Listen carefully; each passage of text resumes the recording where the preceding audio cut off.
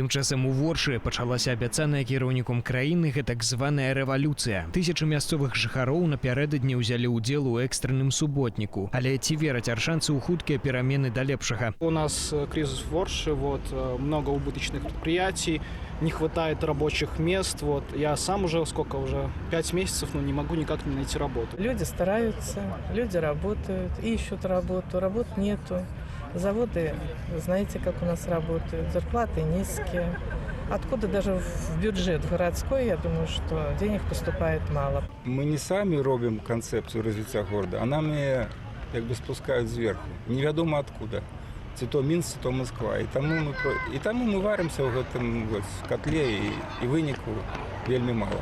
Я считаю, что в Ворше нету стабильного, стандартного одного руководителя, которому бы дали время на реабилитацию сперва города, а потом уже планирование каких-то новых проектов.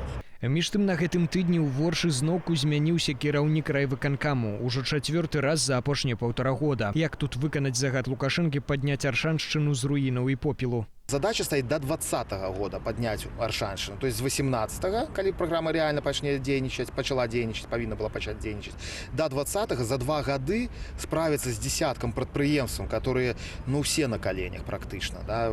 По пальцах можно перелічыць, что працуе нормально и с доходом, рентабельно.